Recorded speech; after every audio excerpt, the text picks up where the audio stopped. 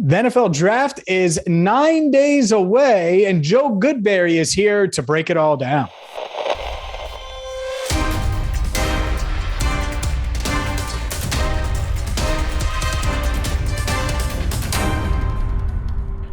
Hi again, Bengals fans, and welcome into Cincinnati Bengals Talk. I'm James Rapien of allbengals.com, and it's time to welcome in none other than Joe Goodberry. You probably know him from his days at The Athletic, or maybe on the Locked On Bengals podcast, or just from Twitter at Joe Goodberry. And if you don't, you should certainly give him a follow.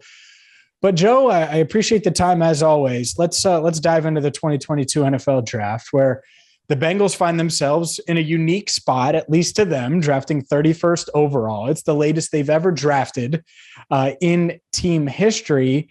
And yet something tells me they have not only a plan, an idea of where they're hoping the draft goes, which is cornerback. I think a lot of people are on this, and I think they're right.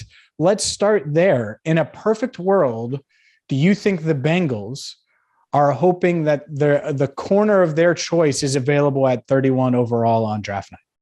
Yeah, definitely. And I think it's okay to have a plan. I think even the last 2 years when you're picking in the top of round two, just a few picks later from 31, I think we were mocking wide receivers the year they got T. Higgins. I mean, we're talking Denzel Mims and a few other guys. We were thinking completely offensive line round two last year if they're going to go Jamar Chase in round one. So you can have a plan as long as you're confident on who's supposed to be there. Your projections are correct. Your talent evaluation is correct. And I think they are here. If they think corner is what they want at 31, my grades, everything I'm looking at and reading the last few weeks say, yeah, you'll have your option of a couple guys. Now it depends on if they get, I don't want to say weird, but because every team has their thresholds or where they like guys to line up in terms of size and speed and production and everything that goes into the evaluation process.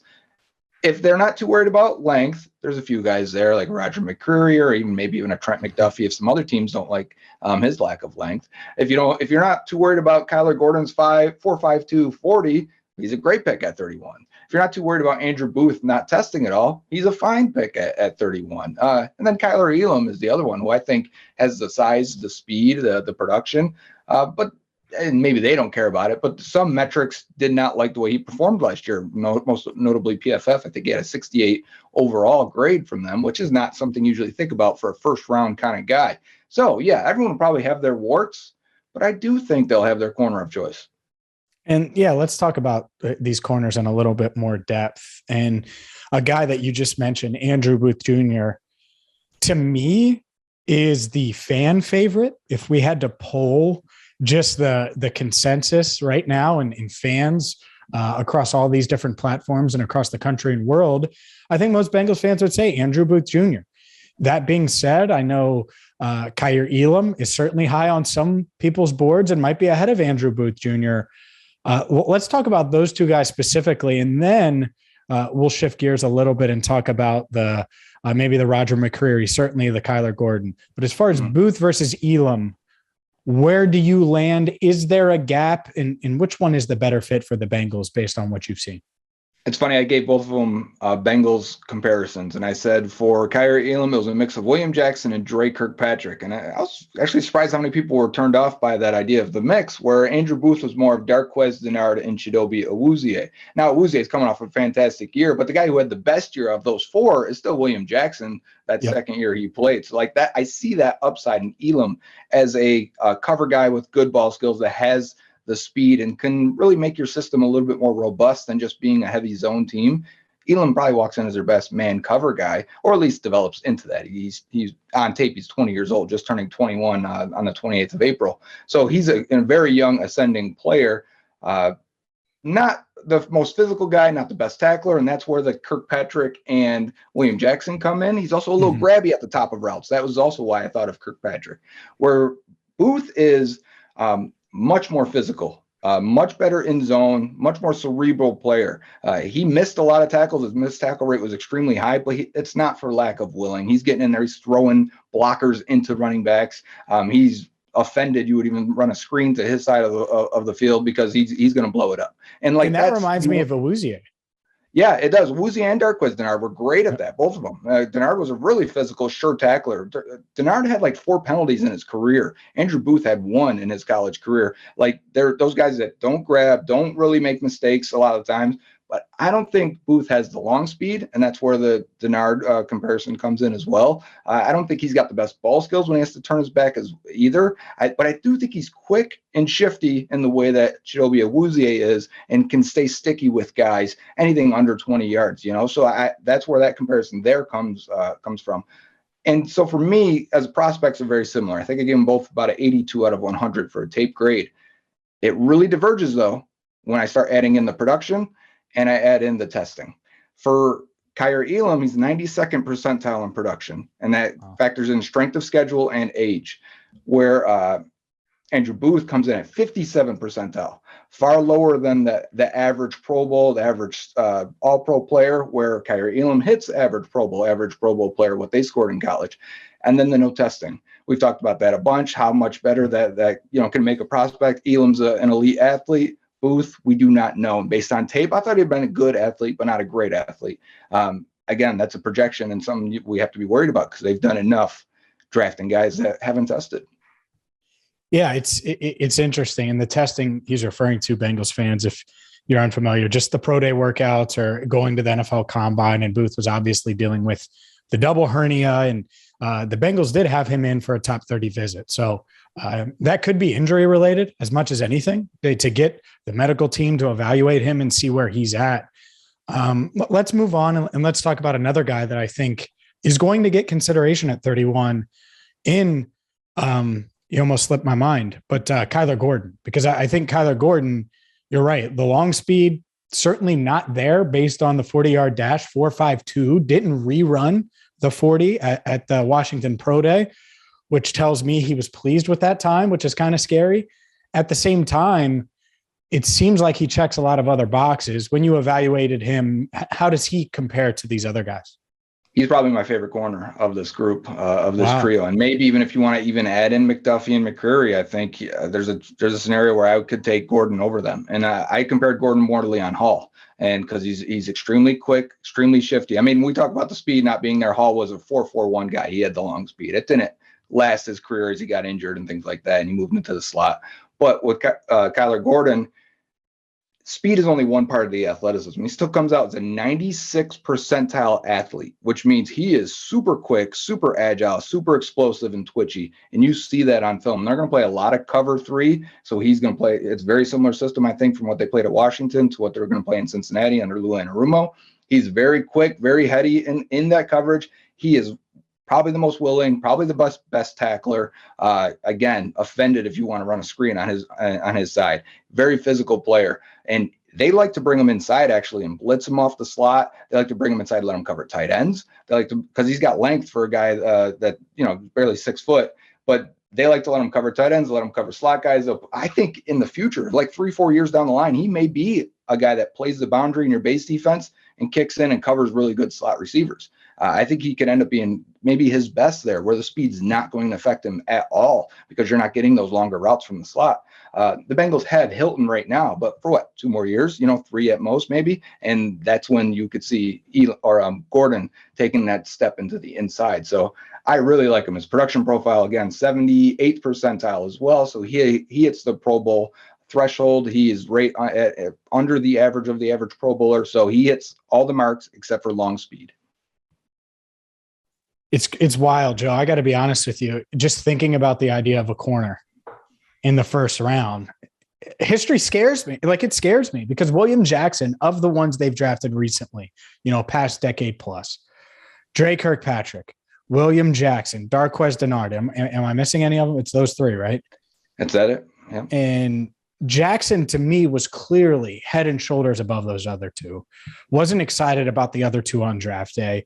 I know Dre got a second contract and became a leader and all of those things. I think he was underwhelming for a first-round pick, especially 17th overall. Darquez Denard was just okay. And William Jackson III was certainly inconsistent. So there is a certain almost bias that I have that I do have to shed when it comes to taking corner in round one, because it did work with Jonathan Joseph, even though he was only here for 4 years. It did work with Leon Hall for quite some time. And so when you, of all those guys you named at the end, when you say Kyler Gordon reminds you of Leon Hall, I'm like, okay, I can deal with that in the first round all day long. I don't care about a 40-yard dash as much. You know what scares me? If the Bengals get Dre Kirkpatrick at 31st overall.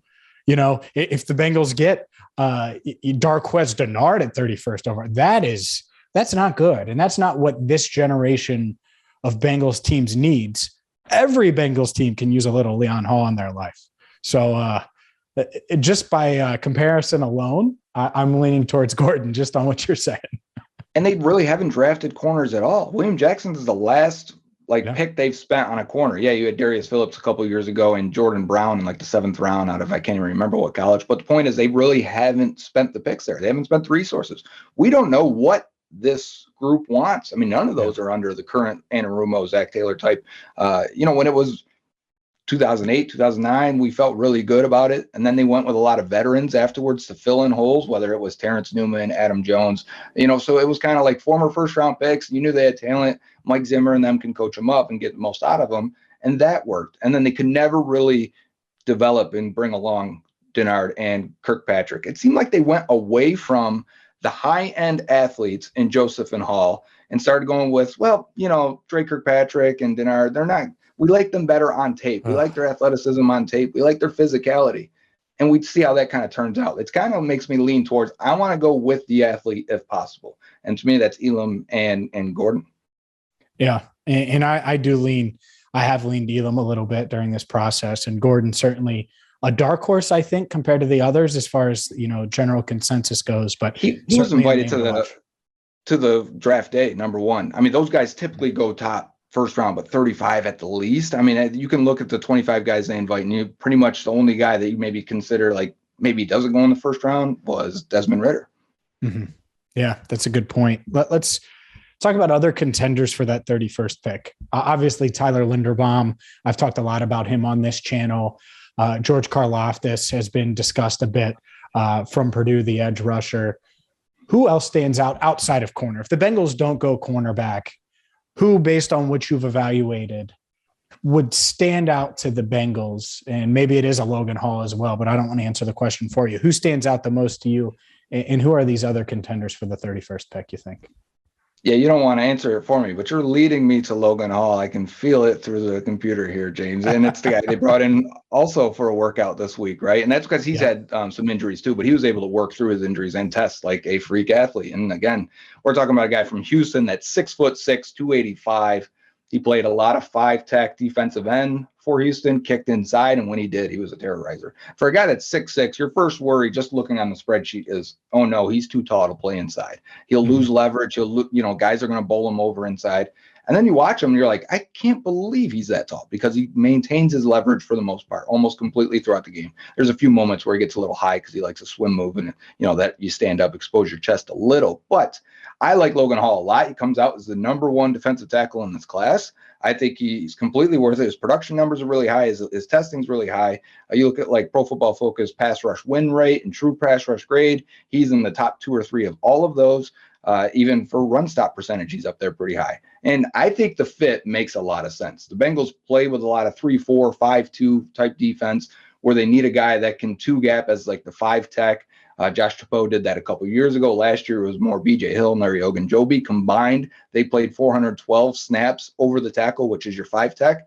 Losing Ogunjobi, maybe BJ Hill slides just directly in that role, but you have another 200 some odd snaps that you need to fill in that position, and they have not. And that's just your base defense. And I think Logan Hall would be perfect for that. I think Travis Jones out of UConn, too. If we want to talk about him, I think he'd fit in that role as well, too. But I think Hall there would give you some size. And then when you go into nickel, he's going to kick inside. He's going to be your most athletic interior guy. He's going to pass rush next to BJ Hill. It'll allow you to maybe have some situations where it's Hubbard and Hall inside and you give BJ Hill a rest. I just think it gives them more depth.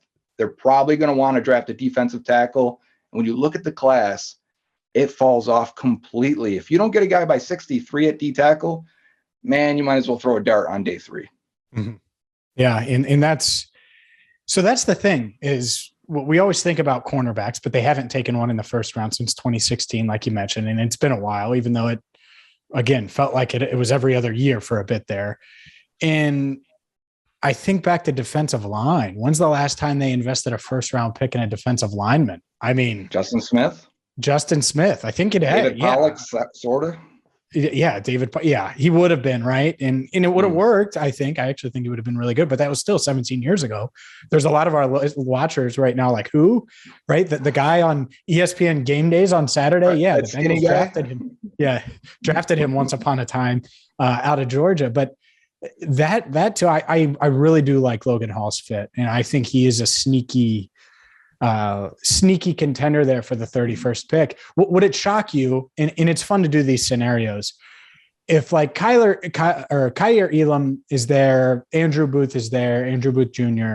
and Logan Hall, if they took Hall over those two guys, would it surprise you? Or do you think that is a totally realistic outcome? Very realistic. The way once I start adding everything in, when I'm looking at age and testing and production and all the profiles other than the tape, which I have a solid, I think a 79 out of 100. When I said I have at the corners, I have 82. It's comparable. But then all the other metrics you bring in, it says Hall's probably going to be a top 40 pick. And I think consensus boards have him around 35 to 37. So is it really much of a reach? I mean, I do the same thing when people on Twitter or, on the internet will want to talk to you and say, oh, they could trade back a few spots and get Hall. Not if you like him, not if you feel that good about him right there at that spot. Not if you think we like the D tackle class much less than we do the corner class, which I would agree with completely. I think you can find a number 2 type corner at 63 or 95. I'm not sure you're going to find a D tackle that really is going to be in. You're going to find a one phase D tackle like a Perion Winfrey or DeMarvin Leal at 63 that really are one-trick ponies right now. And I'm not sure they're good enough against the run, either one of them. So you're talking that they're just a nickel interior rusher at this point right now, and they need development because Leo played defensive end in college. He's moved all around, but he played primarily defensive end. And Perion Winfrey at Oklahoma, they did not defend the run. They didn't even try to. They didn't even look like they wanted to or even knew what the run was. Yeah, fine, run for 7 yards. We don't care. When are you going to throw the ball so I can rush the passer again? So, like, you guys, you need to do work with those guys. Like, I'm speaking much differently about Hall and Jones and even Devontae Wyatt at 31 than I am those guys because the fall off is pretty steep. Where I feel like you could end up with a Cam Britt Taylor and Alontae Taylor in rounds 3 maybe, and those guys have corner 2 upside. And I think that, at that point, go D tackle first, and then maybe it's corner in rounds 2 or 3. And that's the part of it too. I think it's interesting. Cam Taylor Britt, you mentioned. How many guys are in that range? Who else stands out? Because I think there's a scenario where they go with a Logan Hall or George Karlaftis falls and they don't expect him to, and he falls to them. And that's just an example because he was mocked to them a few weeks ago.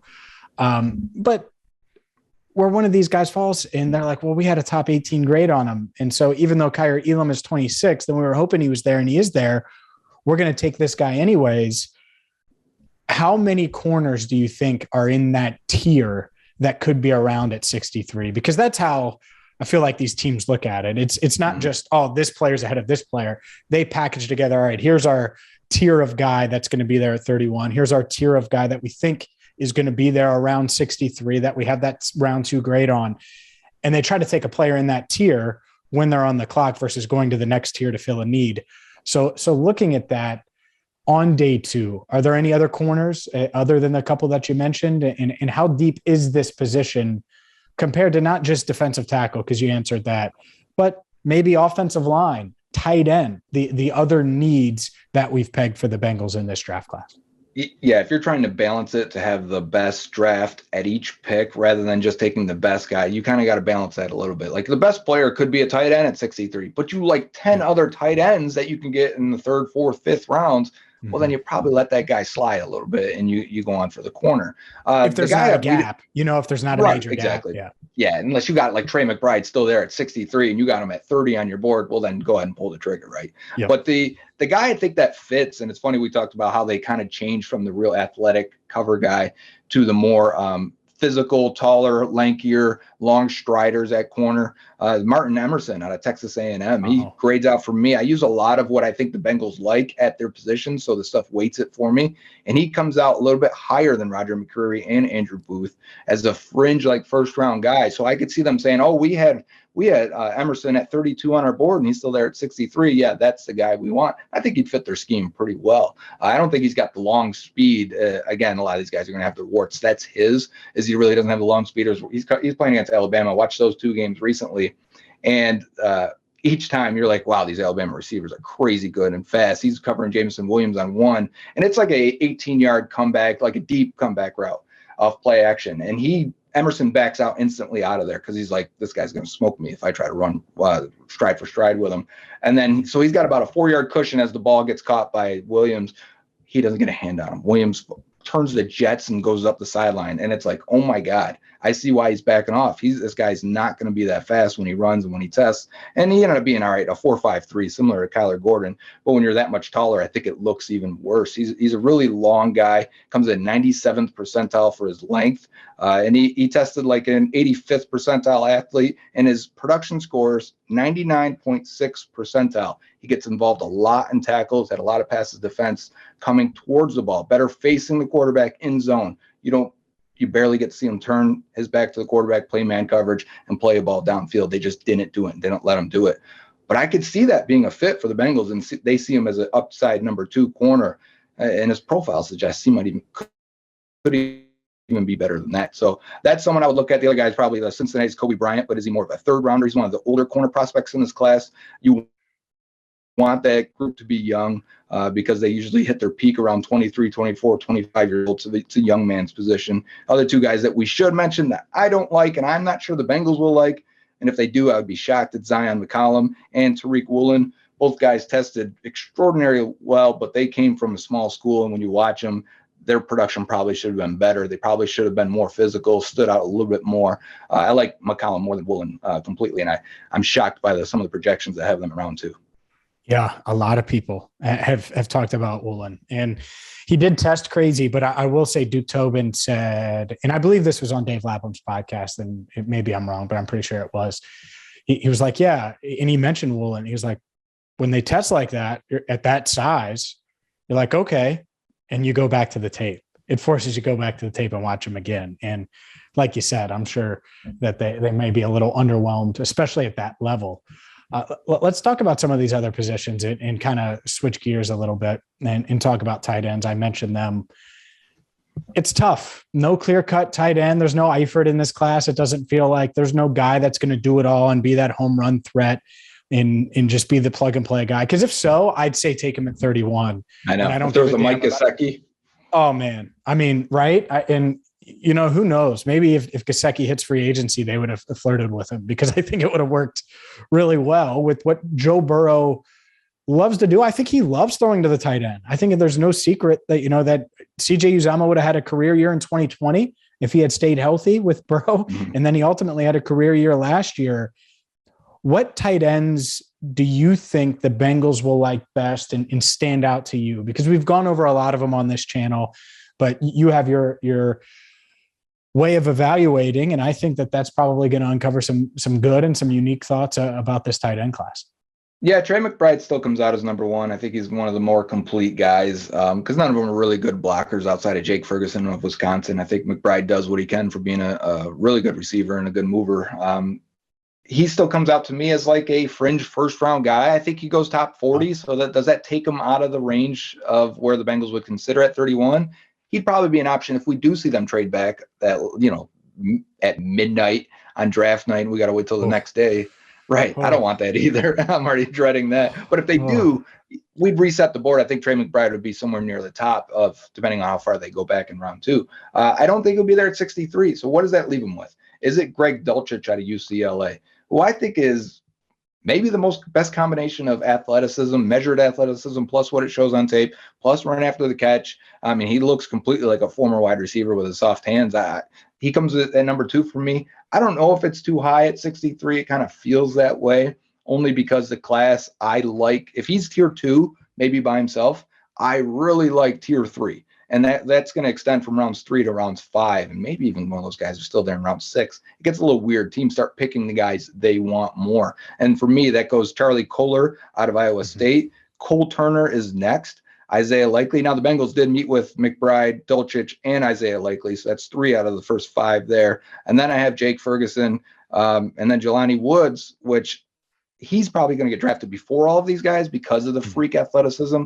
But he didn't have the production. When you watch him, he's a bit clunky, fights the ball a little bit, reminds me of Jermaine Gresham in that way. And just like, I'm not sure he'll ever be a top number 1 type tight end, even with that freakish athleticism. But with, sometimes you just want to take the most athletic tight end you can and figure out what he can do. I know you guys on the Locked On podcast got Cole Turner in round 4 on your mock draft Monday. Let me tell you about Cole Turner. He looks like Tyler Eifert. If there's an Eifert in this class, he's a less top-end speedy guy as Eifert, but his catch radius is the largest of everyone. You want to throw it up in the red zone or throw it up anywhere near him. His hands, he's playing above the rim. He's a power forward. Just let him go up and get it. And like those catches, like, man, that's Eifert right there. And he'll actually block a little bit because he's got decent size at 6'6".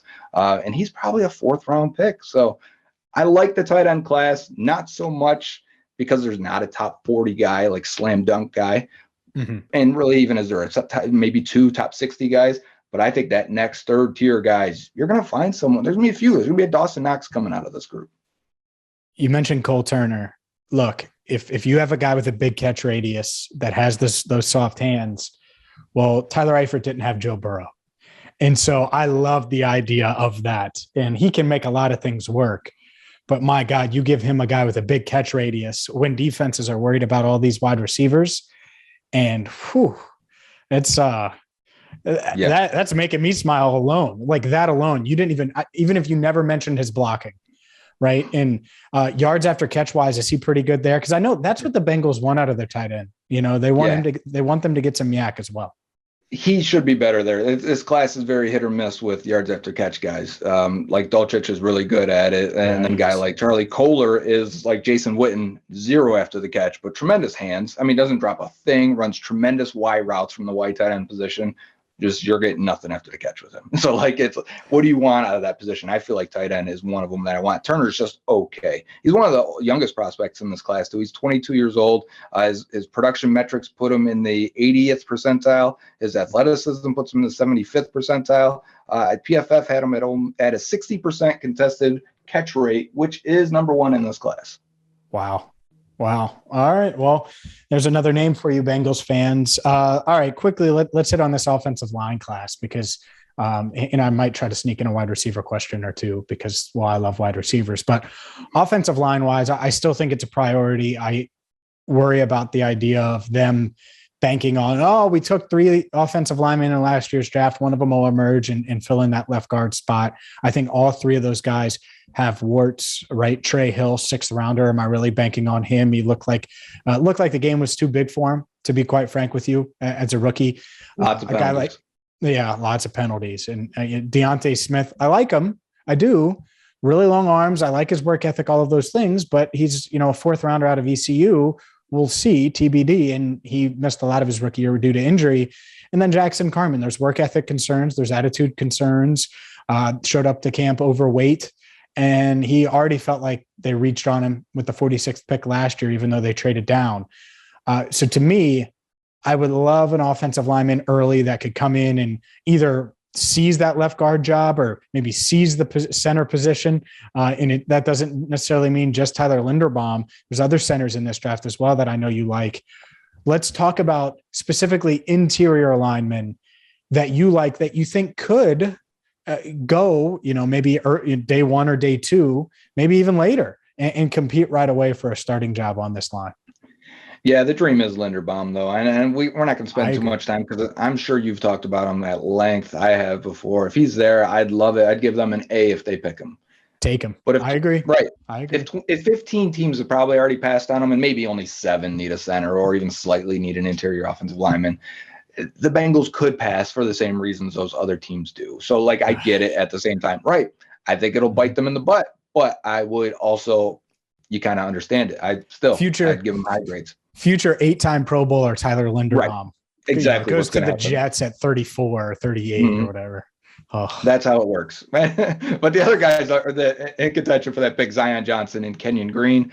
I think both are looking like, maybe Kenyon Green's more of a Kevin Zeitler to me, where Zion Johnson has maybe more of the upside and has the profile of a guy that could be a multiple Pro Bowler.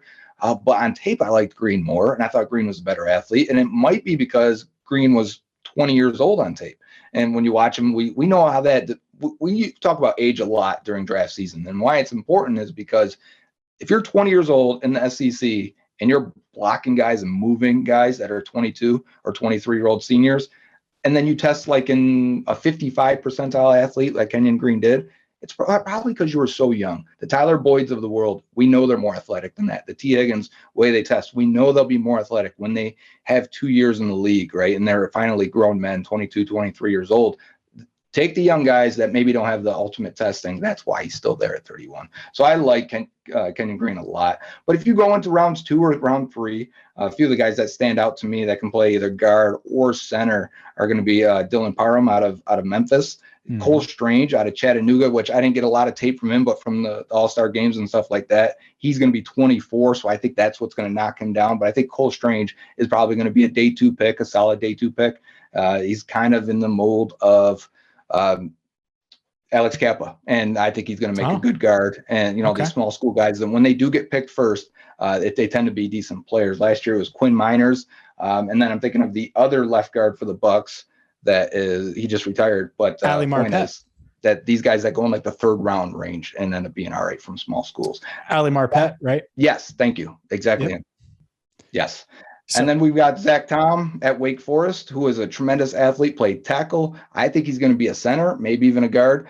Zach Tom grades out tremendously well for like PFF. And when I watched him, I'm like, yep, this guy can play. He's very interesting. He's got some warts in his play style, but like, I think when you kick him inside, those are going to go away, and he's going to be a much better NFL guard. Darian Kennard out of Kentucky, played tackle, huge mauling blocker. I think you put him at guard and he's going to be fine there. Some of his warts are going to disappear as well. And then the last one is Cam Jurgens out of Nebraska at center. There's teams that like love him. You look at PFF, they got like a 58 grade on him last year. And then when I watch the tape to figure out why, because I'm watching other players, I'm like, oh, I see why. He's a bit of a knucklehead, man. He goes at it and tries to fight guys and tries to, he just goes hard. He's an old school kind of blocker that just gets a lot of penalties, does a little extra tugs and things because I think he's overachieving. He's an overachiever that's going to do whatever it takes to get a little bit of an edge. He's good and effective, but he's to me more of the Garrett Bradbury rather than Tyler Linderbaum. Looks more like the Jason Kelsey. And Bradbury has had his struggles with his size, even though he's a tremendous athlete. I think that Cam Jurgens is going to have some struggles, but I definitely think he would add something to this. In fact, maybe he'd fit in perfectly with like a Lael Collins and Alex Kappa. Jurgens makes a lot of sense if he's still there at 63. I just kind of feel like in the mocks, he's never there. So like I've almost never considered him. Yeah, it's intriguing. I think they can add to their offensive line. I certainly hope they do. And we all know how the Bengals sync up free agency and then what they do in the draft. And they've done it in past years to perfection. This year, I know they've spent on offensive line, but I certainly hope they aren't done. All right, Joe, before I let you go, let's talk a little bit about wide receiver here, because believe it or not, I do think it's a need. People are already commenting, I can feel it, about how it's not a need because they have this big 3 at wide receivers. But, and you know where I'm coming from here, and you probably know my logic, but without even saying it and without wasting your time, do you think wide receiver is a need? Do you think the Bengals take one or multiple? And if so, when? I do think it's a need, obviously. I mean, it's a position they value, is what I meant to say about obviously. They want 3 good receivers, and they want to play with 3 receivers on the field, and most of the time, right? 95% plus. So, yes, they value the position. They value it very highly, and they want it to be a focal point of their offense. Having said that, if you only have 3 guys, it puts a very strong focus on who's the 4, 5, and 6. And I think they're just bottom of the roster guys right now, which are fine. They're guys we like, but you could easily upgrade. And it doesn't have to be a second rounder. It doesn't have to be a third rounder. It doesn't have to be a Wendell Robinson in round 2 or round 3. It doesn't have to be Khalil Shakir out of Boise State in round 4 or so. Maybe it is round 4, but I do think it's definitely on the back half of the draft, day 3. And maybe it's guys like Bo Melton or David Bell, guys that can be slot shifty, run after the catch types that you can run screens to, because they really only have that with Jamar Chase. When you look at their trio, he's the guy you want to give reverses to. Remember, they're giving him pitches out of the backfield in that playoff game.